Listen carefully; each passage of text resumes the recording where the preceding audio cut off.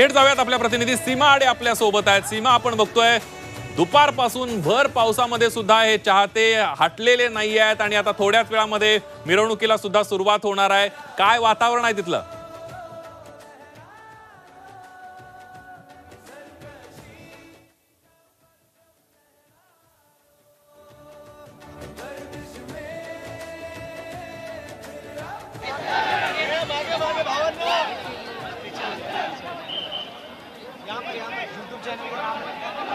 नक्कीच सकाळपासूनच महाराष्ट्रातल्या कानाकोपऱ्यातून या ठिकाणी क्रिकेट प्रेमी दाखल झालेले आहेत। दुपारी जोरदार पावसाने या साऊथ मुंबईमध्ये दक्षिण मुंबईमध्ये पावसाने हजेरी लावली, मात्र त्या पावसाचा या गर्दीवरती कोणताही परिणाम झालेला नाही।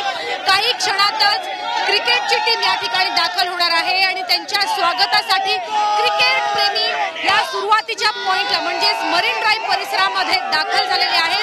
ही गर्दी आपण बघू शकतो आणि आपण बघू शकतो की या चाहत्यांचा जो उत्साह आहे तो शिगेला पोहोचलेला आहे आणि गर्दीला नियंत्रित करण्यासाठी मुंबई पोलीस सुद्धा शर्थीचे प्रयत्न करताना आपल्याला बघायला मिळत आहे।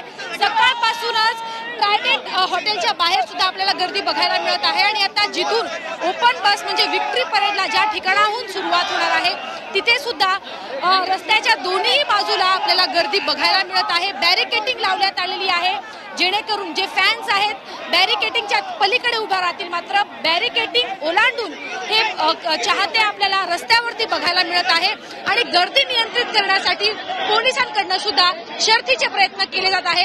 अर्थातच आजचा दिवस सगळ्यांसाठीच तेवढा महत्त्वाचा आहे, म्हणून कोणालाच कंट्रोल होत नाही असं आपण बघू शकतो। अगदी त्यांना थांबवण्यासाठी पोलिसांकडून मोठे प्रयत्न होत आहेत। खडे निकले जगा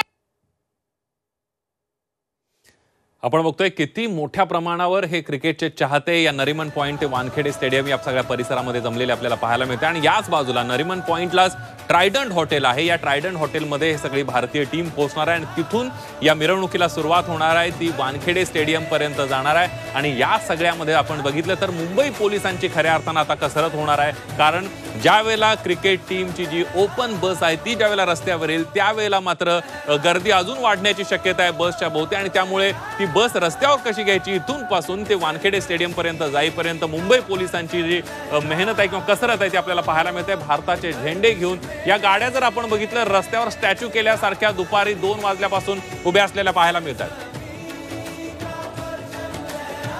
नरिमन पॉइंटवर कशा पद्धतीनं क्रिकेट फॅन्सचा जनसागर उसळलेला या दृश्यांमध्ये आपल्याला पाहायला मिळते। मुंबईमध्ये क्रिकेट प्रेमींनी कशी गर्दी केली आपल्या लाडक्या क्रिकेटपटूंच्या स्वागतासाठी आणि एकंदरीतच या वेळेला भारतीय संघ T20 वर्ल्ड कप जिंकणार अशा प्रकारचा विश्वास या संपूर्ण क्रिकेट फॅन्स नव्हता, संपूर्ण भारतीयांना होता, कारण ज्या पद्धतीची आपली टीम होती त्या पद्धतीचा समतोल टीम मध्ये साधण्यात आला होता तो अतिशय महत्त्वाचा होता। बॅटिंग लाईनअप आपली जबरदस्त होती, बॉलिंग लाईनअप आपली जबरदस्त होती आणि 2023च्या वन डे वर्ल्ड कपनं आपल्याला थोडीशी हुलकावणी दिली होती, कारण फायनल मध्ये आपल्याला पराभवाचा सामना करावा लागला होता आणि त्याची कुठेतरी कसर जी आहे ती भरून काढण्याचा प्रयत्न टीम इंडियाने केलाय। सगळ्या क्रिकेट चाहत्यांचं मन भरून आलेलं आहे आणि सलग दुसऱ्या आपण बघितलं 2023ला आपण वर्ल्ड कपची फायनल खेळलो, वन डे वर्ल्ड कपची 2024ला T20 वर्ल्ड कपची फायनल खेळलो आणि त्याच्यामध्ये आपण विजय मिळवलेला आहे।